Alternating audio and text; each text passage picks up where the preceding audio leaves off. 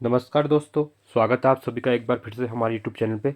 मेरा नाम है सुमित मुरारी और आज हम जो वीडियो लेके आए आपके सामने ये रहेगी जो उत्तराखंड आबकारी सिपाही और प्रवर्तन सिपाही का जो एग्ज़ाम होने वाला है उसके रिलेटेड हमारी जो प्रैक्टिस सेट हम स्टार्ट किया है। ठीक है, इसका पहला पार्ट आ चुका है, आप जाके प्लेलिस्ट में देख सकते हैं। और दूसरा पार्ट आज रहेगा जिसमें 100 क्वेश्चन रहेंगे जो कि पैटर्न वाइज रहेंगे। ठीक है, जो एग्ज़ाम का पैटर्न है 20 क्वेश्चन हिंदी, साथ में 40 क्वेश्चन आपके उत्तराखंड के, 10 क्वेश्चन आपके रीजनिंग के और 30 क्वेश्चन आपके जो जीएस रहता है उसके रहेंगे। ठीक है, और आप इसके साथ ही इसको हमें कमेंट सेक्शन में बताइए। और साथ में एक चीज़ ये करिए, अब 1 से 100 तक गिनती लिख लीजिएगा। वहाँ पे आप देखिए कि आपका इसको क्या बन रहा है। टेस्ट सीरीज देने का बेस्ट तरीका यही है कि आप जैसे ही यहाँ पे क्वेश्चन आता है आप ट्राई कीजिए। साथ में मैं तो आपको एक्सप्लेन करूँगा डिटेल में, बट आप भी देखिए आपका स्कोर कितना बन रहा है। इससे क्या होगा कि आपकी जो प्रिपरेशन होगी एक अच्छे लेवल पे जाएगी। ठीक है, चलो स्टार्ट करते हैं। और साथ में अगर आपने लोकोक्ति वगैरह के पार्ट अभी नहीं देखे हैं उत्तराखंड के, तो विंसे रेल बुक हमने करवाई हुई है, आप प्लेलिस्ट में जाकर उनको देख सकते हैं। चलो हम इसको स्टार्ट करते हैं। आ जाएगा प्रैक्टिस सेट हमारा दूसरा। ठीक है, पहला पार्ट रहेगा हिंदी का, 20 क्वेश्चन यहाँ पे हिंदी के रहेंगे। पहला क्वेश्चन है, निम्नलिखित में से कौन सा शब्द चंचला का अनेकार्थक नहीं है। ठीक है, यहाँ पे पूछा गया नहीं है, तो लक्ष्मी, बिजली, चंचल स्त्री या फिर घेरा। ठीक है, कौन सा नहीं होता है इसमें, घेरा इसका क्या होता है, अनेकार्थक नहीं होता है चंचला का। दूसरा है, हिंदी भाषा का प्रादुर्भाव किस भाषा से हुआ है। ठीक है, पाली से, संस्कृत से, अपभ्रंश से या फिर प्राकृत से। किससे हुआ है, ये हुआ आपका संस्कृत से। तीसरा क्वेश्चन है, भारतीय आर्य भाषाओं को कितनी भाषाओं में विभाजित किया गया है। ठीक है, जो भारतीय आर्य भाषाएं हैं कितनी भाषाओं में विभाजित किया गया है इनको, 3, 4, 5 या 2। ठीक है, तो कितने में किया गया है, ये किया गया है 3 भाषाओं में। ठीक है, वो कौन कौन सी भाषाएं हैं, पहली है आपका प्राचीन भारतीय आर्य भाषा, दूसरी है आपका मध्यकालीन, और तीसरा है कौन सा होता है, तीसरा होता है आपका आधुनिक। ठीक है, ये इंपॉर्टेंट है। अगला क्वेश्चन है, चौथा क्वेश्चन, बुढ़िया में प्रयुक्त प्रत्यय कौन सा है। प्रत्यय आपको पता होता है जो शब्द के क्या लगता है, अंतिम में लगते हैं। ठीक है, तो उनको प्रत्यय कहते हैं, और जो पहले लगते हैं उनको उपसर्ग कहते हैं। तो बुढ़िया, तो इया, बुढ़िया में कौन सा रहेगा, या रहेगा, इया रहेगा, या इया रहेगा, या फिर ढिया रहेगा। ठीक है, तो ये कौन सा रहेगा, तो ये रहेगा आपका इया। ठीक है, तो यहाँ पे इया क्या रहेगा, प्रत्यय रहेगा। जैसे आपने देखा होगा रसोईया होता है, रसोईया। ठीक है, तो उसमें भी इया होता है। खटिया होता है, खटिया में भी क्या होता है, इया होता है। ठीक है, साथ में पुलिया होता है, पुलिया, या फिर असामिया होता है। ठीक है, तो सब में क्या होता है, इया प्रत्यय होगा। अगला क्वेश्चन है, घी के दिए जलाना मुहावरे का अर्थ क्या है। ठीक है, जो पांचवा है ये क्या है, घी के दिए जलाना। तो पहला है दीपावली के दिन पूजा करना, धन मिलना, खुशियाँ मनाना, या निश्चित होकर सोना। ठीक है, तो इसका क्या रहेगा, रहेगा खुशियाँ मनाना। ठीक है, कहते हैं ना घी के दिए जलाना मतलब खुशी मनाना। छठा है, यात्रियों के समूह को क्या कहते हैं। ठीक है, जो यात्री होते हैं उनके समूह को क्या कहा जाता है, गिरोह कहा जाता है, झुंड कहा जाता है, कारवा कहा जाता है, या फिर कतार कहा जाता है। ठीक है, तो इसको क्या कहा जाता है, तो इसको कहा जाता है आपका कारवा। ठीक है, यात्रियों का क्या कहते हैं ना, यात्रियों का कारवा आ रहा है। ठीक है, और झुंड क्या होता है, झुंड होता है, या फिर गिरोह आता है, तो गिरोह होता है तो उसको ही कहते हैं। तो यहाँ पे आपका कारवा रहेगा। सातवां क्वेश्चन है, निम्नलिखित में से शुद्ध वाक्य है, भक्तों की सेना जा रही थी, भक्तों की मंडली जा रही थी, भक्तों की टुकड़ी जा रही थी, या भक्तों की भीड़ जा रही थी। ठीक है, तो भक्तों की क्या होती है, मंडली होती है। ठीक है, तो इसका जो आंसर रहेगा कौन सा बनेगा, बी बनेगा। ठीक है, आठवां क्वेश्चन है, स्वर कितने प्रकार के होते हैं। ठीक है, जो स्वर है वो कितने प्रकार के होते हैं, 3, 6, 7 या 8 प्रकार के। तो ये कितने प्रकार के रहते हैं, स्वर रहते हैं आपके 3 प्रकार के। ठीक है, कौन कौन से रहते हैं, पहला रहता है हस्तु स्वर, जिसको क्या कहते हैं, जिसको मूल स्वर भी कहते हैं। ठीक है, दूसरा होता है आपका दीर्घ स्वर, और तीसरा होता है आपका प्लुस स्वर। इंपॉर्टेंट है। ठीक है, नवा क्वेश्चन है, वैदेही वनवास पुस्तक के लेखक कौन है। ठीक है, जो वैदेही वनवास करके पुस्तक है उसके लेखक कौन है, तो इसके पुस्तक है आपके बिहारी, भारतेंदु हरिश्चंद्र, मैत्री शरण गुप्त, या अयोध्या सिंह उपाध्याय, इसको हरिओद भी कहते हैं। तो कौन है, ये है आपके डी ऑप्शन वो सही हो जाएगा। ठीक है, 10वां क्वेश्चन है, भरपेट का उपसर्ग है। ठीक है, भरपेट का जो उपसर्ग क्या है, भौ है, भर है, भरफ है, या भर है। तो कौन सा रहेगा, उपसर्ग क्या होते हैं, पहले लगते हैं, तो इसमें कौन सा है, तो इसमें आपका भर क्या है, उपसर्ग है। ठीक है, 11वां क्वेश्चन है, दुर्ग का संधि विच्छेद है, दु प्लस गर, दु हलन, दु प्लस गौ, दुर प्लस उग्र, दु प्लस रंग। ठीक है, तो इसमें कौन सा रहेगा, तो ये रहेगा आपका दू प्लस गौ, ठीक है, दूर किसी को कहते हैं, ठीक है। अगला है 12वां, मीन का पर्यायवाची शब्द है, ठीक है। मीन किसका पर्यायवाची, मीन का पर्यायवाची क्या रहेगा, माध्यम, बीच में, मछली या फिर निर्माण, ठीक है। तो इसका जो मछली होता है वो कहते हैं मीन का पर्यायवाची शब्द है। अगला क्वेश्चन है 13वां क्वेश्चन, अत्याचार करने वाला वाक्यांश के लिए एक शब्द होगा, ठीक है। जो अत्याचार करने वाला होता है उसके लिए एक शब्द क्या होगा, दुष्ट होगा, धूर्त होगा, शोषक होगा या आतताई होगा, ठीक है। तो क्या रहेगा इसके लिए, तो ये रहेगा आपका आतताई कहा जाता है जो अत्याचार करने वाला होता है। 14वां क्वेश्चन है हमारा, चिड़िया आकाश में उड़ रही है, वाक्य में उड़ क्रिया किस प्रकार की है, ठीक है। उड़ना क्या है, सकर्मक क्रिया है, अकर्मक क्रिया है, यौगिक है या फिर संयोजक है, ठीक है। तो ये क्या रहेगा, ये रहेगा आपका अकर्मक क्रिया, ठीक है। जो चिड़िया आकाश में उड़ रही है, वाक्य में जो उड़ है ना, उड़ क्रिया अकर्मक है, तो क्रिया हो रही है ना, उड़ना क्या है यहाँ पे, क्रिया, क्रिया क्या होती है, जो काम हो रहा है, तो यहाँ पे उड़ने का काम हो रहा है, ठीक है।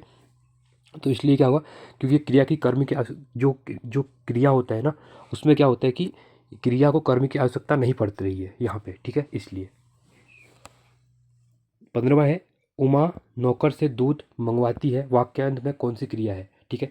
तो मंगवाना यहाँ पे क्या हो रहा है, प्रेरणार्थक हो रहा है, सहायक क्रिया, अकर्मक क्रिया या फिर सकर्मक क्रिया। तो ये क्या हो रहा है यहाँ पे प्रेरणार्थक हो रहा है, ठीक है।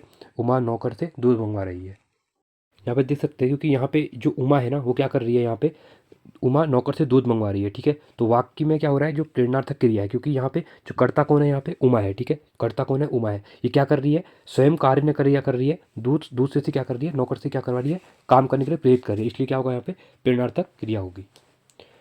16वां है, शायद में भी वाक्य, शायद जो है इसमें वाक्य कैसा है, संदेहवाचक है, वाचक है, संकेतवाचक है, इच्छार्थक है या फिर विधानवाचक है, ठीक है। तो यहाँ पे शायद क्या हो रहा है, संदेह को प्रचार कर रहा है ना, कि संदेह क्या होता है, शायद ऐसा होगा, शायद ये होगा, तो यहाँ पे क्या है, संदेहवाचक हो जाएगा ये, ठीक है। अगला है 17वां, सर्क भी किसका पर्यायवाची शब्द है, शिव का, इंद्र का, नारद का या फिर दोगला का। तो ये किसका है, तो ये है आपका इंद्र का, ठीक है, काफ़ी इंपॉर्टेंट है ये भी। अगला क्वेश्चन है 18वां, विरह का विलोमार्थक शब्द क्या है, ठीक है। जो विरह है उसका विलोमार्थक शब्द क्या है, वियोग, मिलन, छूटना या फिर टूटना। तो ये क्या हो जाएगा, ये हो जाता है विरह का क्या हो जाएगा विलोम, उल्टा मिलन हो जाएगा, ठीक है। अगला है 19वां क्वेश्चन, उसने कहा था कहानी के रचनाकार है, ठीक है। उसने कहा था करके जो कहानी है उसके रचनाकार कौन है, चंद्रधर शर्मा गुलेरी, बंग महिला, जयशंकर प्रसाद या निराला जी। तो कौन है इसमें, तो ये हैं आपके चंद्रधर शर्मा गुलेरी जी। 20वां क्वेश्चन है, विरामादि चिन्हों की दृष्टि से कौन सा वाक्य शुद्ध है, ठीक है। जो विरामार्थ शब्द है इसमें उससे कौन सा वाक्य शुद्ध है, ए है पिता ने पुत्र से कहा देर हो रही कब आओगे, बी है पिता ने पुत्र से कहा देर हो रही है कब आओगे, कोई, ठीक है, प्रश्नवाचक। सी है पिता ने पुत्र से कहा देर हो रही, फिर यहाँ पे क्या होगा, अर्धविराम होगा, कब आओगे, कुछ फिर यहाँ पे क्वेश्चन मार्क रहेगा, ठीक है। डी है पिता ने पुत्र से कहा देर हो रही है कब आओगे, ठीक है। तो इसमें से शुद्ध कौन सा रहेगा, तो यहाँ पे जो शुद्ध वाक्य है वो है आपका सी, पिता ने पुत्र से कहा, फिर यहाँ पे क्या होगा, देर हो रही, फिर यहाँ पे क्या होता है, अर्धविराम, थोड़ा रुकना हो रहा है ना वहाँ पे, उसके बाद क्या हो रहा है, कब आओगे, यहाँ पे कब आओगे क्वेश्चन मार्क है, ठीक है। तो ये सही हो जाएगा। ये थे हमारे हिंदी के क्वेश्चन। अब हम शुरू करते हैं यहाँ पे जो रीजनिंग के क्वेश्चन रहेंगे, ठीक है। और आप वीडियो को लाइक नहीं करते हैं, साथ में वीडियो को लाइक भी कीजिए अगर वीडियो अच्छी लग रही है तो आपके लिए हम ये प्रैक्टिस सेट लेके आए हैं आपका एग्ज़ाम से पहले, ठीक है। ये आपके लिए काफ़ी अच्छे हेल्पफुल रहेंगे। 21वां क्वेश्चन है यहाँ पे, पहले यहाँ पे रीजनिंग का क्वेश्चन है, ठीक है। इसमें दिया है निम्नलिखित विकल्पों में से वह शब्द चुनिए जो दिए गए शब्द के अक्षरों को प्रयोग करके नहीं बनाया सकता, ठीक है। इसमें जो ये ऑर्गेनाइजेशन करके लिखा हुआ है, इसमें कौन सा शब्द ऐसा नहीं है, जो नीचे 4 ऑप्शन दिए हुए हैं इससे बोल रहा है कि इससे कौन सा शब्द नहीं बनाया सकता, ठीक है। हम देखेंगे पहले, स्ट्रॉन्ग है ना, तो एस यहाँ भी है, टी भी है, आर भी है, ये देख सकते हैं आप। उसके बाद ओ भी दिया हुआ है, एन भी दिया हुआ है और जी भी दिया हुआ है, तो ये तो बन सकता है। उसके बाद हम देखते हैं ऑरेंज, ठीक है। ओ दिया हुआ है, आर दिया हुआ है, ए दिया हुआ है, एन दिया हुआ है, जी दिया हुआ है, एन भी ई दिया हुआ, ई दिया है, यहाँ पे कहीं ई नहीं दिया हुआ है, ठीक है। तो हमारा ये क्या रहेगा, ये हमारा राइट बन जाएगा। बाकी आप आगे भी चेक कर सकते हैं, देखो एन एन दिया है, ओ भी दिया हुआ है ऊपर इसमें, आई भी दिया हुआ है, ठीक है, टी भी दिया हुआ है और ओ भी दिया हुआ है, एन भी दिया हुआ है, ठीक है। ग्रोवन देखो जी भी दिया हुआ है, आर भी दिया हुआ है। यहाँ पे हमने मेन शब्द में देखना है ऑर्गेनाइजेशन में। ए भी दिया हुआ है, देख सकते हैं आप, ये ए है। और एन भी दिया हुआ है, आप देख सकते हैं एन भी दिया हुआ है, ठीक है। इसलिए हमारा बी ऑप्शन क्या हो जाएगा, इसमें सही हो जाएगा। 22वां क्वेश्चन है, दिए गए विकल्पों में से विषम शब्द संख्या अक्षर चुनिए, ठीक है। विषम क्या है, अब देख सकते हैं ये ऐसे क्वेश्चन एग्जाम में बनते हैं हमेशा, आपने देखे होंगे रीजनिंग के क्वेश्चन। यहाँ पे मेन चीज़ ये है, पणजी है। जैसे देखो, आप देखो पणजी दिया हुआ है, भोपाल दिया हुआ है, पुणे दिया हुआ है, शिलोंग दिया हुआ है। आप यहाँ पे एक देखिए, जो पणजी है कहाँ की कैपिटल है, गोवा की राजधानी है, ठीक है। साथ में भोपाल देखिए मध्य प्रदेश की है। शिलोंग क्या है, आप देख सकते हैं मेघालय, ठीक है। तो पुणे क्या होता है, पुणे किसी की राजधानी नहीं है, ठीक है। तो इसलिए ये क्या हो जाएगा, हमारा विषम हो जाएगा। 23वां क्वेश्चन है, देखो अब यहाँ पे हमको जो ये दिया हुआ है इसमें हम क्या करना है, यहाँ पे क्या करना है, हमको ये चेंज करना है, ठीक है। जो दिए हुए हैं, इनने बोला है यदि प्लस का अर्थ घटाना है, ठीक है। जो ये प्लस है इसका अर्थ क्या हो जाएगा, घटाना हो जाएगा। इसने बोला है माइनस कर दो इसको। उसके बाद बोला है कि माइनस का अर्थ गुणा है, ठीक है। जो माइनस दिया हुआ है इसको गुणा कर दीजिए। अगला दिया हुआ है भाग का अर्थ जोड़ना है, अभी भाग दिया हुआ है इसको प्लस करेंगे हम। तथा एक्स का जो गुणा का अर्थ क्या है, भाग दिया हुआ है, जहाँ गुणा है यहाँ पे हम भाग का निशान कर देंगे, ठीक है। और तो निम्नलिखित अर्थ क्या होगा, ठीक है। तो बताना, देखो पहले 20 था, ऐसे लिखा, हम यहाँ पे लिख लेते हैं 20 भागा 10 प्लस 6 गुणा 4 माइनस 6, ठीक है। तो हम इसमें क्या करेंगे, बॉड मास रूल आपको पता होगा, जो बॉड मास रूल होता है, पहले हम ब्रैकेट को ओपन करते हैं, ठीक है। देखो अब यहाँ पे क्या करना है, इसको हम डिवाइड करेंगे तो 2 आ जाएगा, प्लस 6 × 4 कितना हो जाएगा, 6 × 4 माइनस 5। तो ये हो जाएगा 2 प्लस 6 × 4 कितना होता है, 24 हो जाएगा, माइनस 5 हो जाएगा, ठीक है। सॉरी ये 6 है, ठीक है, ये 6 है यहाँ पे। अब देखिए ये 6 है, तो 24 इसको ऐड करेंगे तो कितना, 26 आ जाएगा, माइनस हम 6 करेंगे तो क्या आ जाएगा, 20 आ जाएगा। तो 20 हमारे कौन से ऑप्शन में है, ऑप्शन नंबर बी में है, ठीक है। ये हमारा सही हो जाएगा। अगला देखते हैं हम 24वां क्वेश्चन,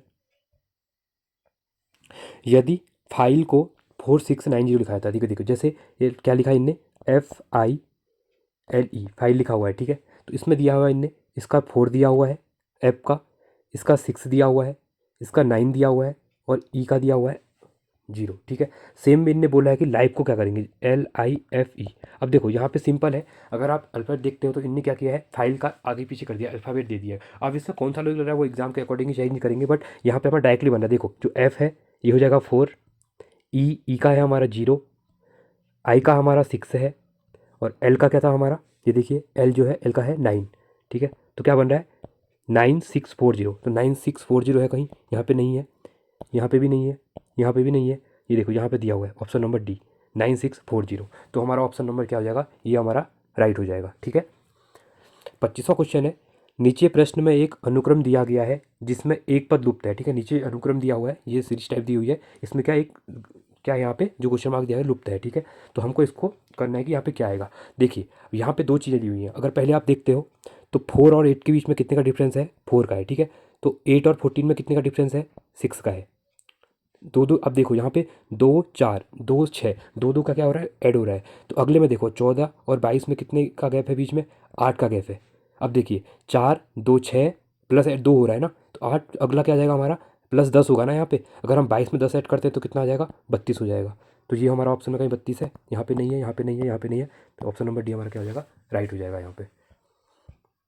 26वां क्वेश्चन है, अब देखो यहाँ पे आकृति दी हुई है, आपको ये पूरी करनी है, ठीक है। तो इससे ये जो प्रश्न आकृति दी हुई है इसमें देखना है कि कौन सी आकृति बन सकती है। अब आप देखिए यहाँ पे पहले हम देखते हैं, ये देखिए, अगर ये देखिए और ये वाला देखिए, ये दोनों हमको सेम लग रहे हैं, ठीक है।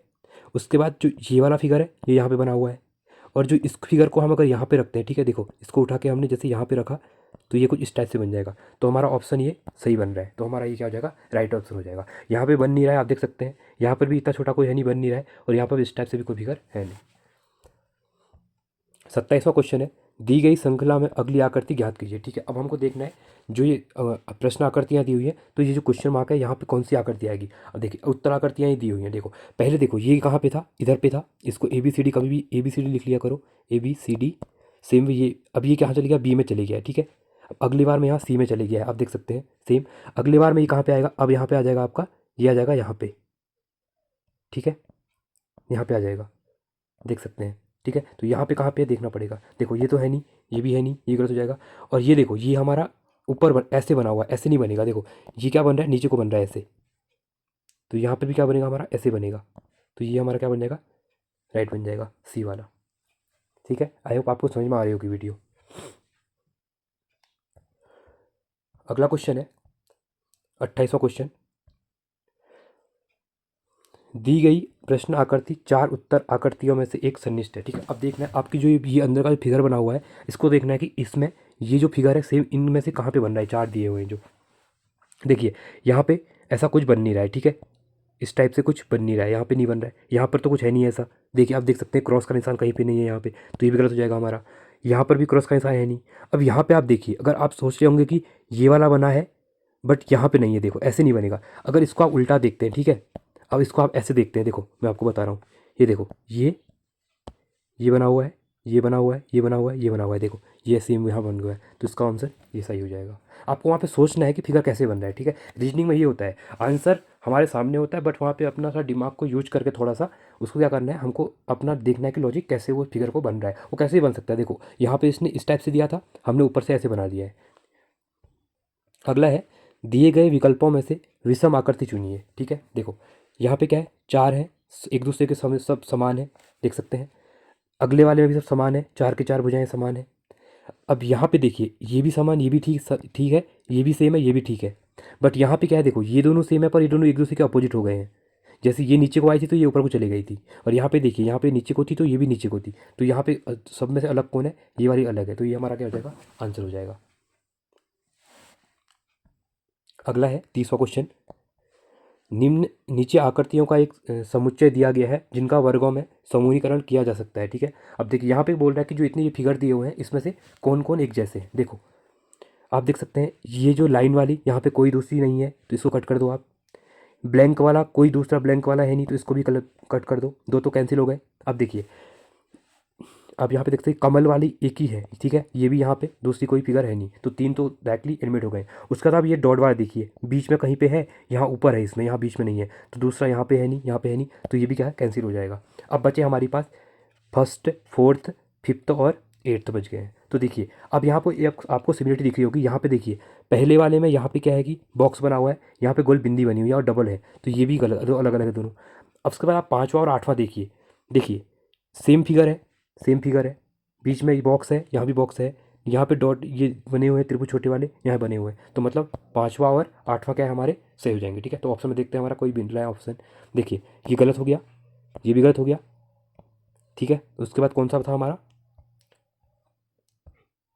5 और 8। ठीक है, 5 और 8 ऑप्शन में है हमारे, हाँ 5 और 8 ऑप्शन में है, तो ये हमारा क्या हो जाएगा, सही हो जाएगा। ठीक है, अगला क्वेश्चन है कंप्यूटर से रिलेटेड क्वेश्चन है। कंप्यूटर के ब्रेन को किस नाम से जाना जाता है। ठीक है, जो कंप्यूटर का ब्रेन होता है उसको क्या कहते हैं, रोम कहते हैं, रैम कहते हैं, एएलयू कहते हैं या फिर सीपीयू कहते हैं। ठीक है, तो इसको क्या कहा जाता है, इसको कहा जाता है आपका सीपीयू, कंट्रोल प्रोसेसिंग यूनिट। ठीक है, अगला क्वेश्चन है 32वां क्वेश्चन।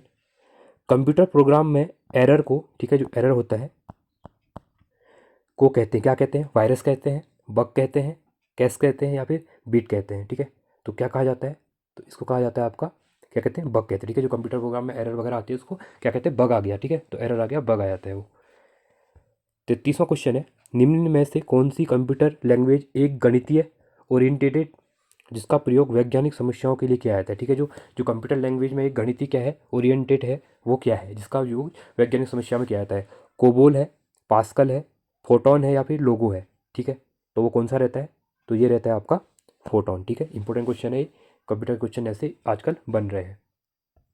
34वां क्वेश्चन है, ये रिसेंटली एग्जाम में पूछा भी गया था, उत्तराखंड का एग्जाम हुआ था कोई, आई थिंक वीडियो का एग्जाम हुआ था, वहाँ पूछी यूपी ट्रिपल एससी का, वहाँ पे पूछा गया था। ठीक है, इंपॉर्टेंट क्वेश्चन हो सकता है। IPv6 प्रोटोकॉल आईपी पते को परिभाषित करता है, कौन क्या करता है, जो IP6 है किसको करता है। ठीक है, परिभाषित 32 बिट को करता है, 64 बिट को करता है, 128 बिट को करता है या फिर 256 बिट को करता है। ठीक है, तो ये किसको करता है, तो ये करता है आपका 128 बिट को करता है। ठीक है, जो ये IPv6 है क्या है, इंटरनेट प्रोटोकॉल वर्जन 6 है। ठीक है, इसको इंटरनेट प्रोटोकॉल वर्जन 6 कहते हैं। ठीक है, इंपॉर्टेंट क्वेश्चन है, कभी नाम भी पूछ लेता है। अगला है 35वां क्वेश्चन, साइबर सुरक्षा की विशेषताएं हैं। ठीक है, तो साइबर सुरक्षा की क्या विशेषताएं होती हैं, अनुपालन करना, आंतरिक खतरों से प्रतिरक्षा करना, ठीक है, खतरे की रोकथाम करना, उपयुक्त में सभी, ठीक है। जो साइबर सुरक्षा होती है वो क्या करती है, खतरे से भी रोकथाम करती है, जो आंतरिक खतरे होते हैं उससे भी क्या करती है, प्रतिरक्षा करती है और अनुपालन भी करती है। तो इसका ऑप्शन डी क्या हो जाएगा, सभी सही हो जाएगा। 36वां क्वेश्चन है, पानीपत का द्वितीय युद्ध किसके बीच लड़ा गया था, ठीक है। उसको पता है जो पानीपत का युद्ध हुआ था, कब हुआ था, दूसरा युद्ध कब हुआ था, वो हुआ था आपका 1556 में हुआ था, ठीक है। इंपॉर्टेंट है, ये पूछ सकता है एग्जाम में। और ये किसके बीच में हुआ था, तो ये हुआ था आपका जो अकबर और हेमू के बीच हुआ था। तो ऑप्शन में है अकबर और बीनू, हाँ ऑप्शन नंबर बी, अकबर और हेमू के बीच ये हुआ था। इंपॉर्टेंट क्वेश्चन आगे बन सकता है एग्जाम में। अगला क्वेश्चन है 37वां क्वेश्चन, डिस्कवरी ऑफ इंडिया पुस्तक के लेखक कौन है, ठीक है। काफ़ी इंपॉर्टेंट बुक है, अगर कभी आप अगर किसी की जीवनी वगैरह पढ़ने हो तो माई एक्सपीरियंस विद ट्रूथ एक है, ये आपकी गांधी जी की बुक है। और साथ में डिस्कवरी ऑफ इंडिया, ठीक है, ये जेल में लिखी गई थी किसके द्वारा, जवाहरलाल नेहरू जी के द्वारा। इंपॉर्टेंट बुक है, आप इन बुक है, इन बुक्स को आप अपनी लाइफ में कभी पढ़ सकते हैं, आप काफ़ी ज़्यादा अच्छी बुक हैं ये, ठीक है। तो ये किसके द्वारा लिखी गई थी, डिस्कवरी ऑफ इंडिया, भारत की खोज करके, ठीक है। तो ये लिखी थी जवाहरलाल नेहरू के द्वारा। इंपॉर्टेंट बुक है, आप इनको कभी पढ़ सकते हैं। और ये लिखी कहाँ पे थी, अहमदनगर किले में, जो महाराष्ट्र में नज़रबंद कर दिया गया था इनको, तो इनके द्वारा वहाँ पे लिखी गई थी। कब लिखी गई थी ये, 19 मतलब इस वर्ष इसका जो प्रकाशन किया गया था इस बुक का, वो किया था 1946 में किया गया था, ठीक है। इंपॉर्टेंट है ये भी। 38वां क्वेश्चन है, महात्मा गांधी ने निम्नलिखित में से किसे अपना राजनीतिक गुरु माना था, ठीक है। इंपॉर्टेंट क्वेश्चन है, रिसेंटली जो ROAR का एग्जाम हुआ था उसमें ये क्वेश्चन पूछा गया था, ठीक है। बाल गंगाधर तिलक, गोपाल कृष्ण गोखले, दादा भाई नेहरू या भीमराव अंबेडकर, ठीक है। तो किसको माना गया था, तो इनके राजनीतिक गुरु कौन थे गांधी जी के, ये थे गोपाल कृष्ण गोखले जी। अगला क्वेश्चन है 39वां क्वेश्चन, निम्नलिखित में से कौन सा पुर्तगाली उपनिवेश नहीं था, ठीक है। इसमें से कौन सी जगह थी जो जो पुर्तगालियों की उपनिवेश नहीं रही, मुंबई, हुगली, मछलीपट्टनम या फिर चोल, ठीक है। तो कौन सी नहीं रही, तो ये मछलीपट्टनम इनकी क्या गई, उपनिवेश नहीं रहा किसका, पुर्तगालियों का। और जो जो आप कह सकते हैं जो पुर्तगीज थे, ठीक है, वो 1503 में क्या हुए थे, भारत में आ गए थे, ठीक है। और जो कोची में क्या है, कोचीन केरल में, इनके द्वारा क्या किया था, अपनी पहली फैक्ट्री क्या की थी, एस्टैब्लिश की थी, ठीक है। क्वेश्चन पूछ सकता है कि पुर्तगालियों ने अपनी पहली फैक्ट्री कहाँ एस्टैब्लिश की थी, तो इनके द्वारा कोचीन में की गई थी, ठीक है। इंपॉर्टेंट क्वेश्चन है। 40वां क्वेश्चन है, निम्नलिखित में से किसने 1871 में इटली का एकीकरण किया था, ठीक है। जो इटली का एकीकरण हुआ था 1871 में, वो किसके द्वारा किया गया था, जोसेफ मैजिनी, काउंट काबूर, गिवर्टी या गैरीवोल्डी। तो किसके द्वारा किया गया था, तो ये किया गया था आपका काउंट काबूर के द्वारा, ठीक है। इंपॉर्टेंट क्वेश्चन है, क्योंकि यहाँ पे ये कहा था कि इटली का जो एकीकरण था इनके द्वारा शुरुआत की गई थी, इसकी ये शुरुआत की गई थी गैरीवाल्डी के द्वारा की गई थी, ठीक है। और जो कह सकते हैं कि जो रोम है संयुक्त इटली की राजधानी, उसको 1978 में इटली की जो राजधानी रोम को बना दिया गया था, ठीक है। और इटली का एकीकरण के जनक अगर पूछता है क्वेश्चन, जनक किसको कहा जाता है, तो वो जोसेफ मैजिनी को कहा जाता है, ठीक है। 41वां क्वेश्चन है, किस तारीख को पृथ्वी की स्थिति सूर्य के सबसे पास होती है, ठीक है। आपने देखा होगा उपसूर्य और अपसूर्य के नाम सुना होगा आपने, दो दो डेट होती हैं। अब इसमें पूछा है कि किस तारीख को पृथ्वी की स्थिति सूर्य के सबसे पास होती है, ठीक है। अगर सबसे पास बोलता है, ठीक है, तो सबसे पास जब होती है तो उसको क्या कहते हैं, उपसूर्य कहते हैं, ठीक है, उपसूर्य कहते हैं। ये क्वेश्चन पूछा जाता है बहुत बार, ज्योग्राफी का काफ़ी इंपॉर्टेंट क्वेश्चन है ये, ठीक है। तो 7 फरवरी को, 3 जनवरी को, 4 जुलाई को या फिर 3 दिसंबर को, ठीक है। तो सबसे सूर्य के सबसे पास जब होता है तो उसको उपसूर्य कहते हैं, और ये 3 जनवरी को होता है, ठीक है। उसके साथ ही अगर ये पूछता है कि अपसूर्य जो होता है, अपसूर्य, ठीक है, ये होता है आपका जहाँ पे क्या होता है, सबसे दूर होता है सूर्य, क्या होता है, पृथ्वी क्या होता है, दूर होता है जब, तो वो होता है आपका 4 जुलाई को, ठीक है। तो ये उसका 4 जुलाई हो जाएगा। उपसूर्य और अपसूर्य आप याद कर दीजिएगा। 42वां क्वेश्चन है, भूकंप की निम्नलिखित में से कौन सी तरंगें सबसे ज़्यादा विनाशक होती हैं, ठीक है। प्राइमरी तरंग है, सतही तरंग है, सेकेंडरी तरंग है या फिर इनमें से कोई नहीं, ठीक है। तो कौन सी होती है, जो सतही तरंगें होती हैं ये क्या होती हैं, जिसको सरफेस तरंगें कहते हैं, ठीक है, सरफेस वेव्स भी कहा जाता है। सबसे ज़्यादा विनाशकार होती हैं ये, सबसे ज़्यादा क्या करती है, क्षति यही पहुँचाती है, ठीक है। 43वां क्वेश्चन है, भांगड़ा बांध किस नदी पर बना हुआ है, ठीक है। जो भांगड़ा बांध है वो कौन सी नदी पे बना हुआ है, चेनाब रिवर पे, ताप्ती रिवर पे, सतलज रिवर पे या फिर रावी रिवर पे, ठीक है। तो ये कहाँ पे बना हुआ है, ये बना हुआ आपका सतलज रिवर पे, ठीक है। जो सतलज रिवर है, जो भांगड़ा परियोजना है, ये पंजाब कहाँ कहाँ के लिए क्या करती है, पंजाब, साथ में राजस्थान, ठीक है, और जो हरियाणा है, उनकी ये क्या है, संयुक्त परियोजना है एक, ठीक है। और यह है भारत का क्या है, एक गुरुत्वीय परियोजनावाद भी है, काफ़ी इंपॉर्टेंट है। क्वेश्चन हमेशा पूछा जाता है बहुत बार, इसलिए देखा होगा आपने, जितना भी एग्रीकल्चर वगैरह होता है हरियाणा और पंजाब वगैरह में सबसे ज़्यादा खेती वगैरह जो होती है, और पानी वगैरह जो आता है ये भांगरनागा डैम से ज़्यादा आता है, ठीक है। यहाँ पे 44वां क्वेश्चन है, निम्नलिखित में से किस राज्य में काली मृदा मिट्टी पाई जाती है? ठीक है, इसको रेगुर सॉइल भी कहते हैं, ये काफ़ी इंपॉर्टेंट है। कोई बहुत बार काली मृदा ना देके रेगुर सॉइल भी कह देते हैं, ठीक है, रेगुर मिट्टी। तो ये कहाँ पे होती है? जम्मू कश्मीर में होती है, बिहार में होती है, गुजरात में होती है, झारखंड में होती है। ठीक है, मोस्ट ऑफ आप देख सकते हैं, अगर आप उत्तराखंड आप इसका अगर भारत का मैप बनाते हैं तो आपका जो ये वाला रीजन है, ठीक है, गुजरात वाला, महाराष्ट्र वाला, तो यहाँ पे क्या होती है, ब्लैक सॉइल ज़्यादा होती है, ठीक है, जिसको काली मृदा कहते हैं। और ये कपास की खेती के लिए क्या होती है, काफ़ी इंपॉर्टेंट होती है। ठीक है, 45वां क्वेश्चन है, वन अनुसंधान संस्थान कहाँ स्थित है? ठीक है, दिल्ली में, देहरादून में, भोपाल में या फिर लखनऊ में? ठीक है, तो ये कहाँ पे है? तो ये है उत्तराखंड के देहरादून में क्या है, वन अनुसंधान संस्थान स्थित है। ठीक है, काफ़ी इंपॉर्टेंट है, जिसको हम क्या कहते हैं, FRI भी कहते हैं। अगला क्वेश्चन है, इसकी स्थापना कब हुई थी? आप कमेंट सेक्शन में बताइए। ठीक है, 46वां क्वेश्चन है, भारत का जो संविधान है, संविधान सभा द्वारा कौन सी डेट को क्या किया था, अपनाया गया था? ठीक है, और ये लागू जो हुआ था ये 26 जनवरी 1950 को हुआ था, बट ये अपनाया कब गया था? 29 अक्टूबर 1949, 22 दिसंबर 1949, 26 नवंबर 1949 या फिर 3 जनवरी 1950 को? ठीक है, तो हमारा जो नेशनल लॉ डे भी होता है, ठीक है, नेशनल लॉ डे भी कहते हैं इसको, कानून दिवस, लॉ डे, ये क्या वो 26 नवंबर को होता है। ठीक है, इंपॉर्टेंट है, क्वेश्चन पूछा था 2022 में RO में क्वेश्चन पूछा गया है। ठीक है, तो 26 नवंबर 1949 को हमने क्या किया था, संविधान सभा को अपना लिया गया था, बट लागू कब हुआ? 26 जनवरी 1950 को हुआ था। 47वां क्वेश्चन है, निम्नलिखित में से किसने सर्वप्रथम 1935 में संविधान सभा का सुझाव प्रस्तावित किया था? ठीक है, जो संविधान सभा का प्रस्ताव था पहली बार 1935 में किसके द्वारा प्रस्तावित किया गया था? ठीक है, नेहरू जी के द्वारा, गांधी जी के द्वारा, JP नारायण के द्वारा या फिर MN रॉय के द्वारा? ठीक है, तो किसके द्वारा अपनाया गया था? तो ये अपनाया गया था MN रॉय जी जो थे, उनके द्वारा इसको क्या किया था, अपनाया गया था। ठीक है, काफ़ी इंपॉर्टेंट है, और इसको आधिकारिक रूप से क्या किया गया था, पहली बार कांग्रेस ने भी इसको क्या किया था, अपनाया गया था। मतलब संविधान के जो कांग्रेस कमेटी थी उसके द्वारा भी क्या किया गया था, इसके लिए मतलब आप कह सकते हैं कि सभा की मांग उठाई थी पहली बार आधिकारिक रूप से। 48वां क्वेश्चन है, लोकसभा के पहले स्पीकर कौन थे? ठीक है, जो लोकसभा के स्पीकर होते हैं, अध्यक्ष होते हैं, पहले कौन थे? अभी के टाइम पे कौन है? ओम बिरला जी हैं, जो 17वीं लोकसभा है हमारी। ठीक है, और जो पहले थे वो कौन थे? GV माल्यंकर अयंगर, सर्वपल्ली राधाकृष्णन, M अनंतरसैयन अयंगर या डॉक्टर PV चेयर सिंह? तो कौन थे? तो आप देख सकते हैं, इसका इंपॉर्टेंट क्वेश्चन है GV माल्यंकर। ठीक है, ये क्या थे, पहले स्पीकर थे। ये इंपॉर्टेंट क्वेश्चन है, बहुत बार पूछा गया एग्जाम में। 49वां क्वेश्चन है, निम्नलिखित में से कौन सा युग्म सही सुमेलित नहीं है? ठीक है, समानता का अधिकार 14 से 18, ये सही है। ठीक है, ये जो हमारे फंडामेंटल राइट है, ठीक है, तो उसके हैं मौलिक अधिकार हमारे। स्वतंत्रता का अधिकार 19 से 22, आपको पता है, यहाँ पे हम क्या करते हैं, लाइफ की 21 में बात करते हैं लाइफ के बारे में। 19 से फ्रीडम की बात करते हैं हम, जहाँ पे हमारी जो मीडिया वगैरह सब कुछ आता है। शोषण के विरुद्ध अधिकार ये 29 और 30 में नहीं है। ठीक है, जो शोषण का अधिकार है वो क्या है, 23 और 24वें आर्टिकल में, इंपॉर्टेंट है, तो ये हमारा राइट हो जाएगा। यहाँ पे पूछा था कि कौन सा सम्मिलित नहीं है। ठीक है, अब अगला है संवैधानिक उपचारों का अधिकार, आपको पता है, जो रीट वगैरह होती है, 42वां हार्ट सोल ऑफ कॉन्स्टिट्यूशन भी कहीं को कहा गया है। 32वां आर्टिकल इंपॉर्टेंट है, इसमें 5 टाइप की रीट होती है, जो कोई भी क्या करते हैं, हमारे जो अगर वो कभी फंडामेंटल राइट का वॉल्यूशन होता है तो आप क्या करते हैं, सुप्रीम कोर्ट डायरेक्टली जा सकते हैं। ठीक है, इसके अकॉर्डिंग। 50वां क्वेश्चन है, संयुक्त राष्ट्र मानवाधिकार परिषद का गठन किस वर्ष किया गया?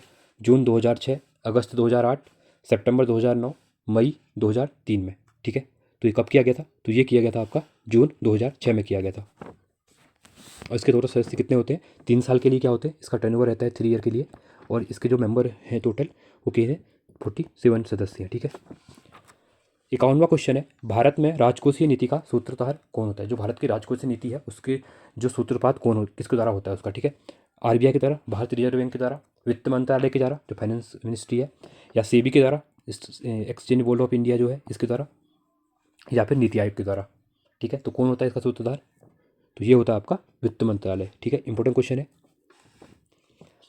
52वां क्वेश्चन है, आर्थिक सर्वेक्षण जो इकोनॉमिक सर्वे आता है किसके द्वारा प्रचित किया जाता है? अभी देखा होगा आपने, अभी जो क्या होता है कि जनवरी जब फरवरी 1 तारीख को क्या होता है, हमारा बजट आता है, उससे पहले एक दिन पहले क्या होता है, जो हमारा इकोनॉमिक सर्वे आता है। ठीक है, ये आर्थिक सर्वे जिसको कहते हैं, जिसमें क्या होता है कि सरकार अपनी लास्ट ईयर की जो क्या होती है बजट होता है वो एक अगले साल के लिए होता है, और जो इकोनॉमिक सर्वे होता है वो लास्ट ईयर का जो जा चुका होता है उसका होता है। ठीक है, तो इसमें सरकार अपनी जो उपलब्धियां तो गिनाती है। ठीक है, तो पूरा खाका देती है, और तो इसको जो प्रेजेंट करता है, ठीक है, तो इकोनॉमिक सर्वे को कौन करता है? जो प्रेसिडेंट होते हैं हमारे, वो क्या करते हैं, इसको बोलते हैं वहाँ पे, ठीक है, सदन में। तो इसको प्रकाशित कौन करता है? रिजर्व बैंक ऑफ इंडिया, योजना आयोग, वित्त मंत्रालय, या फिर भारतीय सांख्यिकी संस्थान, ठीक है। तो किसके द्वारा किया जाता है? तो ये किया जाता है वित्त मंत्रालय के द्वारा। 53वां क्वेश्चन है, भारत में राष्ट्रीय आय का आकलन करने वाली संस्था कौन है? जो भारत में राष्ट्रीय आय है उसका आकलन कौन करता है? रिजर्व बैंक ऑफ इंडिया, योजना आयोग, वित्त मंत्रालय, या फिर केंद्रीय सांख्यिकी संगठन, ठीक है। तो ये कौन करती है? जो केंद्रीय, जो CSO है, ठीक है, केंद्रीय CSO कहते हैं इसको। तो ये केंद्रीय सांख्यिकी संगठन क्या करता है? इसको आपका राष्ट्रीय आय का आकलन करता है, ठीक है, जिसको सेंट्रल स्टैटिस्टिकल ऑर्गेनाइजेशन भी कहते हैं। 54वां क्वेश्चन है, वर्ष 1991 की नई उदार आर्थिक नीति के परिचय के साथ भारतीय अर्थव्यवस्था ने इसके अतिरिक्त निम्नलिखित सभी माध्यम से मौजूदा आर्थिक समस्याओं को सम्मिलित किया, ठीक है। आप यहाँ पे देख सकते हैं जो 1991 में क्या हुआ था, LPG रिफॉर्म आया था, ठीक है। क्या कहते हैं? लिबरलाइजेशन, प्राइवेटाइजेशन और ग्लोबलाइजेशन, ठीक है। तो यहाँ पे क्या किया था? ग्लोबलाइजेशन कहते हैं, ठीक है। तो यहाँ पे क्या हुआ था, 90 इस समय जो फाइनेंस जो वो थे, कौन थे अपने? मनमोहन सिंह थे, ठीक है, फाइनेंस मिनिस्टर। और साथ में इकोनॉमी कह सकते हैं, और जो प्रधानमंत्री थे वो थे नरसिम्हा राव जी थे, ठीक है, नरसिम्हा राव। तो इनके द्वारा क्या किया था? LPG रिफॉर्म लेके आया था। उसके बाद ही भारत ने क्या किया था कि वर्ल्ड लेवल पे अपना जो ट्रेड वगैरह करना शुरू कर दिया था, ठीक है। तो इसके लिए बोला कि इसमें से कौन सी उदार नीति के परिचय के साथ भारतीय अर्थव्यवस्था के इसके अतिरिक्त संबंधित माध्यम से मौजूदा संबंधित था। तो कौन सा था ये? औद्योगिकरण था, वैश्वीकरण था, निजीकरण था, या फिर उदारीकरण था, ठीक है। तो इसमें कौन सा था? तो ये था आपका औद्योगिकरण, ठीक है। 55वां क्वेश्चन है, भुगतान संतुलन खाते के चालू खाते के अंतर्गत निम्न में से कौन से पदों को शामिल किया जाता है? आयात, निर्यात, बीमा, या फिर ये सभी? तो ये जो आयात होता है, निर्यात होता है और बीमा होता है, इन तीनों को क्या किया जाता है? यहाँ पे कंसिडर किया जाता है। 56वां क्वेश्चन है, प्रतिवर्ष विश्व भर में अंतर्राष्ट्रीय भ्रष्टाचार विरोधी दिवस कब मनाया जाता है? ठीक है, कब मनाया जाता है भ्रष्टाचार विरोधी दिवस? 5 अक्टूबर को, 4 नवंबर को, 9 दिसंबर को, 10 दिसंबर को, ठीक है। तो ये कब बनाया जाता है? तो ये बनाया जाता है आपका 9 दिसंबर को, ठीक है। और 10 दिसंबर को क्या होता है? नेशनल ह्यूमन राइट्स डे भी होता है, ठीक है, इंटरनेशनल ह्यूमन राइट्स डे। 57वां क्वेश्चन है, तटीय क्षेत्रों की स्वच्छता बनाए रखने के उद्देश्य से शुचित्वा थीरम योजना, ठीक है, जो शुचित्वा थीरम योजना किस प्रदेश में चलाई जा रही है? ठीक है, आंध्र प्रदेश में, केरल में, तमिलनाडु में, या फिर महाराष्ट्र में, ठीक है। तो ये चलाई जा रही है आपकी केरल में, जो केरल का कोझिकोड, ठीक है, कोझिकोड कहते हैं जिसको, कोझिकोड जो डिस्ट्रिक्ट है, ठीक है, कोझिकोड जो जिला प्रशासन है उसके द्वारा इसको स्वच्छता थीरम परियोजना की शुरुआत की गई थी। इसमें क्या होता है कि जो अपने तटीय क्षेत्रों की स्वच्छता बनाए, जो तटीय क्षेत्र है, ठीक है, समुद्र के किनारे वाले जो तटीय क्षेत्र है उनको स्वच्छ बनाना है, ठीक है, उसके लिए एक कदम बढ़ाना है। अगला क्वेश्चन है 58वां क्वेश्चन, दिसंबर 2023 में निम्नलिखित में से कौन सा देश आधिकारिक तौर पर चीन की बेल्ट एंड रोड इंफ्रास्ट्रक्चर पहल? आपने देखा होगा BRI जो बेल्ट एंड रोड इंस्टीट्यूट बन रहा है, ठीक है, इससे क्या कर रहा है कि जो चाइना के द्वारा क्या हो रहा है, चाइना से लेके जो इंडिया का, इसमें जो पाकिस्तान वाली जो POK वाला जो पाक ऑक्युपाइड कश्मीर है उससे पाकिस्तान को भी रोड गई थी, ठीक है, तो रोड वगैरह बना रहा है। तो इसमें कौन सा देश 2 दिसंबर 2023 में निकल गया है उससे से? श्रीलंका, दक्षिण अफ्रीका, इटली, या फिर सेशल्स, ठीक है। जो इटली है वो इससे क्या हो गया है, बाहर निकल गया है, ठीक है। और अभी तक इसमें 150 से ज़्यादा देशों ने क्या किया, भागीदारी कर ली है। अगला है 59वां क्वेश्चन, निम्नलिखित में से कौन से देश पाक स्टेट से जुड़े हुए हैं? ठीक है, आपने अभी इंडिया का मैप देखा होगा इस टाइप से, ठीक है। तो अब इसमें देखा होगा जो यहाँ पे है एक पाक स्टेट जगह पड़ती है, ठीक है। तो पाक स्टेट, तो ये किसको अलग करता है? ये ऑब्वियसली भारत, और यहाँ पे क्या है जो श्रीलंका है उसको अलग करेगा। तो ऑप्शन में देखते हैं हम, पाकिस्तान एवं चीन, भारत एवं श्रीलंका, उत्तर कोरिया एवं दक्षिण कोरिया, ब्रिटेन या फ्रांस, ठीक है। तो ये भारत और श्रीलंका है, इसके बीच क्या करता है ये जो पाक जल संधि भी कहते हैं, ठीक है, पाक स्टेट, उसको अलग करता है। और यहीं पे आपने देखा होगा जो राम सेतु है वहीं पे है, ठीक है, धनुषकोडी के आसपास। 60वां क्वेश्चन है, निम्नलिखित में से किस वैज्ञानिक ने इंसुलिन का आविष्कार किया है? ठीक है, जो इंसुलिन है इसका आविष्कार किसके द्वारा किया गया था? एडवर्ड जेनर, फ्रेडरिक ग्रांट वेंटिंग, SA वैक्सन, या फिर रोनाल्ड रॉस? तो किसके द्वारा किया गया है? तो ये किया गया फ्रेडरिक ग्रॉस वेंटिंग के द्वारा क्या किया गया है? 1921 में क्या की गई थी? इंसुलिन की खोज की गई थी, ठीक है। और ये कहाँ से? जो कनाडा में टोरंटो यूनिवर्सिटी है, ठीक है, वहाँ के शोधकर्ता थे। अगला क्वेश्चन है, और इनको इसी के लिए यहाँ पे क्या किया था? नोबेल पुरस्कार भी दिया गया था। कब दिया गया था? 1923 में, ठीक है, इंपॉर्टेंट क्वेश्चन है। किसके लिए? यहाँ पे चिकित्सा के क्षेत्र में, ठीक है, मेडिकल के क्षेत्र में चिकित्सा। अगला क्वेश्चन है, ठीक है। अब यहाँ पे हमारे उत्तराखंड के क्वेश्चन स्टार्ट हो जाएंगे। भाग थर्ड, अभी हमने देखा जीएस के क्वेश्चन देखे और रीजनिंग के क्वेश्चन देखे। अब यहाँ पे जो 40 क्वेश्चन रहेंगे वो उत्तराखंड के रहेंगे, ठीक है। 61वां क्वेश्चन है, उत्तराखंड का कुल क्षेत्रफल है कितना? उत्तराखंड का क्षेत्रफल 53,483 वर्ग किलोमीटर, 60,480 वर्ग किलोमीटर, 55,483 वर्ग किलोमीटर या 65,480 वर्ग किमी, ठीक है, किलोमीटर। तो कितना है? तो ये है आपका 53,483 वर्ग किलोमीटर है। अगला क्वेश्चन है, थांगला दर्रा किस जनपद में स्थित है? ठीक है, दर्रों से हमेशा क्वेश्चन बनते हैं। तो थांगला कहाँ पे है? चमोली में है, पिथौरागढ़ में है, उत्तरकाशी में है या फिर अल्मोड़ा में है, ठीक है। तो कहाँ पे है? तो ये थांगला दर्रा जो है ये आपका उत्तरकाशी में स्थित है, ठीक है। जो क्या होता है, तिब्बत से क्या करता है, बॉर्डर बनाता है। और यहाँ पे लिपुलेख दर्रा है, काफ़ी इंपॉर्टेंट है। अगला क्वेश्चन है 63वां क्वेश्चन, उत्तराखंड में स्थानीय भाषा में रूढ़ी, ठीक है, जो रूढ़ी किसे कहा जाता है? रूढ़ी क्या होता है? ये जो गर्मी ज़्यादा पड़ती है तो रूढ़ पड़गी कहा जाता है, ठीक है। यहाँ पे अब अभी क्या होगा, रिसेंट में आपने देखा होगा उत्तराखंड की जो शब्दकोश वगैरह या लोकोक्तियाँ हैं या मुहावरे हैं, ठीक है, यहाँ पे काफ़ी ज़्यादा पूछे जा रहे हैं। तो उसमें रूढ़ी भी पूछा जा सकता है। तो जो गर्मी का मौसम होता है तो उसको रूढ़ पड़ना भी कहा जाता है, ठीक है, रूढ़। तो रूढ़ी उसी को कहा जाता है। ग्रीष्म ऋतु को, शीत ऋतु को, वर्षा ऋतु को या फिर बसंत ऋतु को, ठीक है। तो किसको कहा जाता है? तो ये कहा जाता है जो गर्मी का ग्रीष्म ऋतु होती है उसको रूढ़ी कहा जाता है। काफ़ी इंपॉर्टेंट है। और इसका जो रहता है ये रहती है मार्च से लेके जून तक रहती है, ठीक है। अगला है 64वां क्वेश्चन, कुमाऊं व नेपाल को कौन सी नदी अलग करती है? ठीक है, आपने उत्तराखंड का जैसे मैप है तो ये वाला जो रीजन है ये काली रिवर क्या करती है, नेपाल और भारत की उत्तराखंड की क्या करती है, यहाँ पे बॉर्डर बनाती है, ठीक है। तो ये बोला है कुमाऊं और नेपाल, तो ये आपका देखा होगा ये कुमाऊं रीजन, ये गढ़वाल रीजन। तो यहाँ पे कौन सी रिवर नेपाल और कुमाऊं को अलग करती है? तो ये कौन सी रहेगी? ये काली नदी रहेगी, ठीक है। और यमुना नदी जो है वो यहाँ पे बहती है, तो ये गढ़वाल और हिमाचल को अलग करती है। इंपॉर्टेंट क्वेश्चन है ये भी। 65वां क्वेश्चन है, संतोपंत ताल उत्तराखंड के किस जिले में अवस्थित है? ठीक है, जो संतोपंत ताल है कौन से जिले में है? उत्तरकाशी में है, चमोली में है, बागेश्वर में है या फिर पिथौरागढ़ में है, ठीक है। तो कहाँ पे है? तो ये चमोली में है, ठीक है।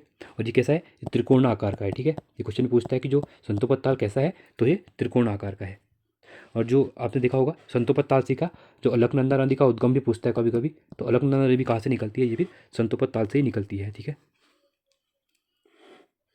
66वां क्वेश्चन है, स्कंद पुराण में गढ़वाल को जाना जाता है, ठीक है। जो स्कंद पुराण है में गढ़वाल क्षेत्र के लिए क्या नाम था? हेमवंत, हिमखंड, बद्रीखंड या फिर केदारखंड, ठीक है। तो कौन सा था? तो ये था आपका केदारखंड, ठीक है। जो केदारखंड क्षेत्र का गढ़वाल नाम था ये कब आया था? ये 1510 के आसपास आया था, ठीक है। 67वां क्वेश्चन है, परमार साम्राज्य संबंधित है, ठीक है, राजा अजयपाल से, मोलाराम से, राजा उमेशपाल से या इनमें से कोई नहीं, ठीक है। ये आपका जो राजा अजयपाल थे इनसे ही क्या है, परमार साम्राज्य का संबंधित है, ठीक है। तो परमार साम्राज्य जो था अजयपाल से संबंधित है। गढ़वाल के जो परमार राजा थे, ठीक है, तो कहा जाता है कि 888 से लेके इनके द्वारा क्या किया गया था, यहाँ पे कनकपाल के द्वारा यहाँ पे क्या की थी, शुरुआत की गई थी। और जो अजयपाल का टाइम रहता है वो कहा जाता है कि 1500 से लेके 1547 तक रहा था, ठीक है। इंपॉर्टेंट है ये भी। और गढ़वाल नाम क्या हुआ था इनके द्वारा, क्या किया था, गढ़वाल के सभी राजाओं के सरदारों को जीतकर इनके द्वारा क्या किया था, स्थापित किया गया था गढ़वाल नाम।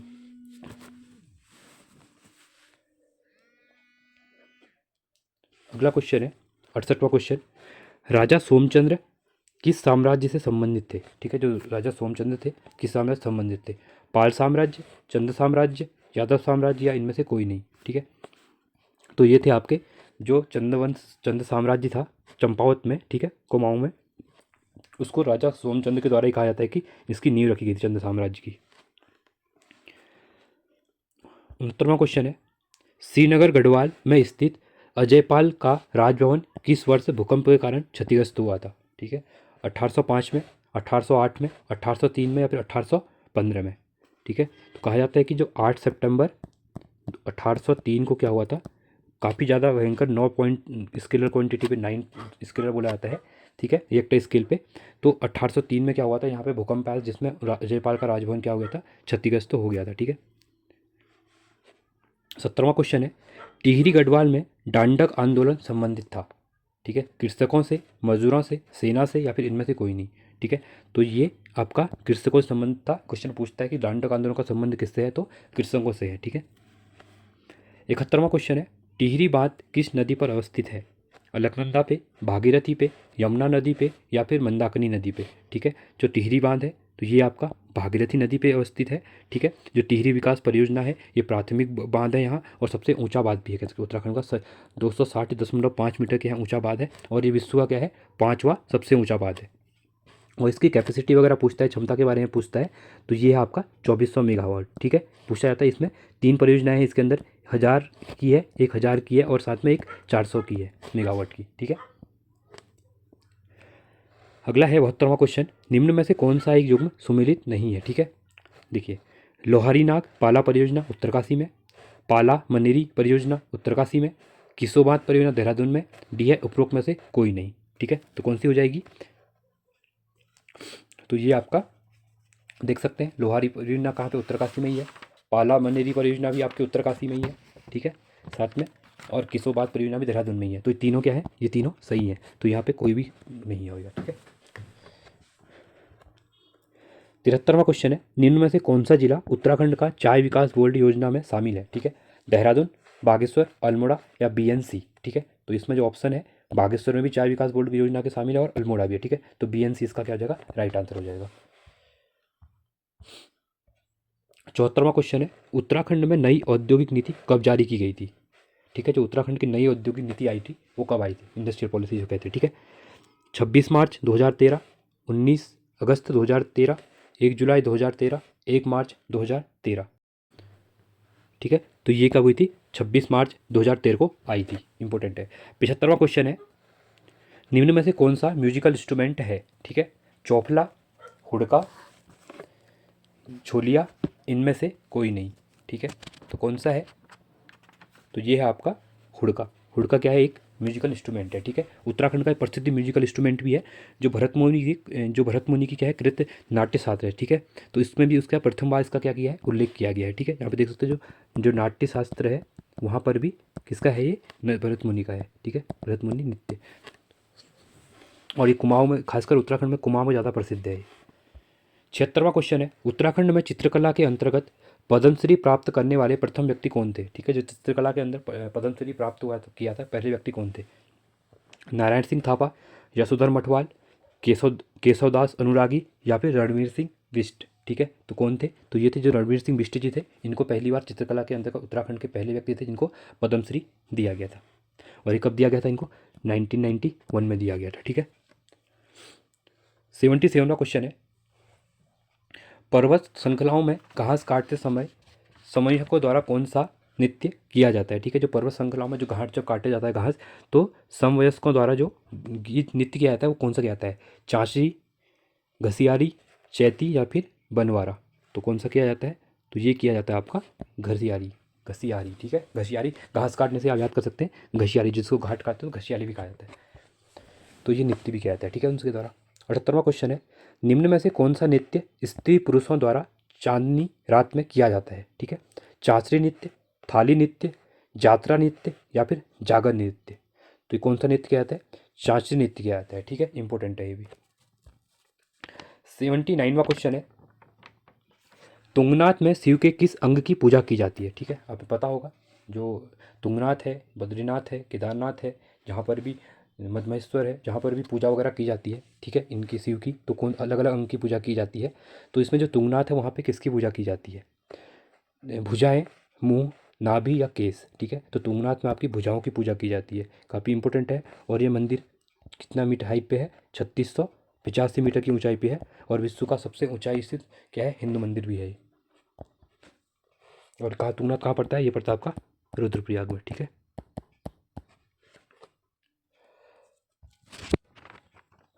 अगला क्वेश्चन है 80वां क्वेश्चन, कुमाऊं रेजिमेंट की स्थापना कब हुई थी?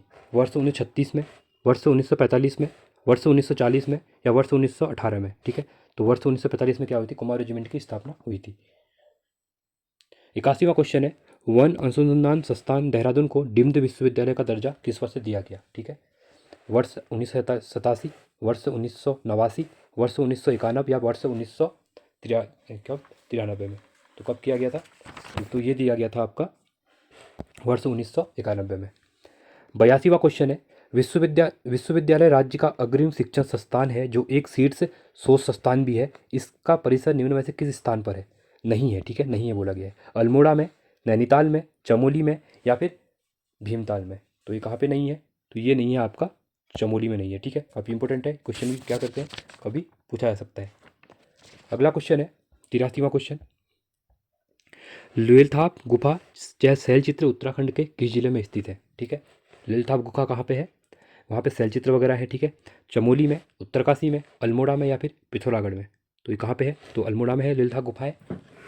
और किमनी कहाँ पे है? किमनी आपका चमोली में है। अगला क्वेश्चन है 84वां क्वेश्चन। निम्नलिखित में से किस स्थान से कैलाश मानसरोवर जो चीन में है सबसे कम दूरी पड़ती है? नारायण आश्रम, ठीक है, जैसे आप ये देख सकते हैं उत्तराखंड का मैप है। तो ये आपका पिथौरागढ़ हो गया है, चंपावत हो गया, ये नेपाल हो गया। तो यहाँ पे कैलाश मानसरोवर पड़ता है, ठीक है, जो तिब्बत चाइना के अंदर आता है। तो अगर आप यहाँ पिथौरागढ़ से जाते हैं तो मार्ग यही पड़ता है। तो इसमें सबसे नज़दीक कौन सा पड़ेगा? मायावती आश्रम तो नहीं पड़ेगा क्योंकि ये चंपावत डिस्ट्रिक्ट में पड़ता है, लोहाघाट में। अब नारायण आश्रम और तवाघाट क्या है? वहीं पे है, ठीक है। तो इसमें से नज़दीक कौन सा पड़ेगा? तो ये पड़ता है आपका तवाघाट, ठीक है, तवाघाट पास में पड़ेगा यहाँ से। 85वां क्वेश्चन है। उत्तराखंड राज्य में प्रसिद्ध टपकेश्वर मंदिर कहाँ स्थित है? ठीक है, चमोली में, देहरादून में, हरिद्वार में या फिर बागेश्वर में, ठीक है। तो कहाँ पे है टपकेश्वर मंदिर? तो ये आपका देहरादून में है। इंपॉर्टेंट क्वेश्चन है क्योंकि रिसेंटली जो G20 की मीटिंग हुई थी, ठीक है, उसमें जो जो अतिथि आए थे, मुख्य अतिथि बाहर के देशों के, ठीक है, तो उनको जो बुक दी गई थी उसके जो फ्रंट पेज था, ठीक है, कवर पेज था, उसमें देहरादून के टपकेश्वर मंदिर की थी फोटो लगी हुई थी। 86वां क्वेश्चन है। हजरत अलाउद्दीन अहमद साबिर की दरगाह कहाँ अवस्थित है? नैनीताल में, अल्मोड़ा में, रुड़की में या फिर पिथौरागढ़ में, ठीक है। तो ये कहाँ पे अवस्थित है? तो ये है आपकी रुड़की में। इंपॉर्टेंट क्वेश्चन है, बन सकता है आगे। 87वां क्वेश्चन है। निम्नलिखित में से कौन महर्षि वाल्मीकि की तपस्थली है? ठीक है, लेंसडाउन, पिंसर महादेव, कोट महादेव या ज्वाला देवी मंदिर, ठीक है। तो ये कौन सा है? तो ये कोट महादेव है। 88वां क्वेश्चन है। उत्तराखंड के कौन से जनपदों का समूह भूकंपीय स्थिति के अनुसार सर्वाधिक सक्रिय संवेदनशील क्षेत्र है? अल्मोड़ा नैनीताल, देहरादून उत्तरकाशी, बागेश्वर एंड चमोली या उपरोक्त में से कोई नहीं, ठीक है। तो कौन सा है? ये बागेश्वर और चमोली जो है वो क्या है? बहुत संवेदनशील क्षेत्र है, ठीक है, जोन 5 के अंदर आते हैं जो। 89 क्वेश्चन है। उत्तराखंड के किस जिले में 7 फरवरी 2021 को ऋषिगंगा ग्लेशियर के फटने के से प्राकृतिक आपदा आई थी? 2021 में देखा होगा आपने, जो क्या हुआ था, ग्लेशियर टूट गया था चमोली में। तो उसकी वजह से क्या हुआ था, जो ऋषिगंगा ग्लेशियर फट गया था, जिससे वहाँ पे क्या हो गया था, तबाही हुई थी, ठीक है। तो कौन से ज़िले में है? तो ये आपका चमोली में है। 90वां क्वेश्चन है। भूकंप जोन 5 के अंतर्गत उत्तराखंड राज्य के कौन से जिले आते हैं? चमोली, अल्मोड़ा, चंपावत या ये सभी, ठीक है। तो ये सभी जिले क्या हैं? जोन 5 के अंदर आते हैं, जो कि काफ़ी संवेदनशील क्षेत्र है। 91वां क्वेश्चन है। मालपा भूस्खलन के समय राहत अभियान के लिए कौन सा ऑपरेशन चलाया गया था? ठीक है, जो मालपा भूस्खलन हुआ था, ठीक है, तो उस टाइम पे क्या हुआ था, एक ऑपरेशन चलाया गया था राहत के लिए। तो वो कौन सा था? और पहले तो ये बात है कि जो मालपा भूस्खलन होता है ये कब हुआ था, ठीक है, ये काफ़ी इंपॉर्टेंट है। ये 1998 में हुआ था और ये कहाँ पे पड़ता है? ये पड़ता है आपका पिथौरागढ़ में, ठीक है। तो उस टाइम पे जो ऑपरेशन चलाया गया था वो चलाया गया था आपका ऑपरेशन ब्लू एंजल, ठीक है। और क्या कहते हैं, जो जो ऑपरेशन राहत है, रिसेंटली अभी देखा होगा सिलक्यारा टनल जो हुआ था उत्तरकाशी में, जो टनल क्या थी जो धंस गई थी, तो वहाँ पे राहत चलाया गया था। और ऑपरेशन केदार जो था ये देख सकते हैं। और सूर्यहोप ये काफ़ी इंपॉर्टेंट है क्योंकि आपने देखा था जो सूर्यहोप था, ये आई थिंक आपका जो 2013 में जो केदारनाथ में त्रासदी आई थी उसके लिए चलाया गया था।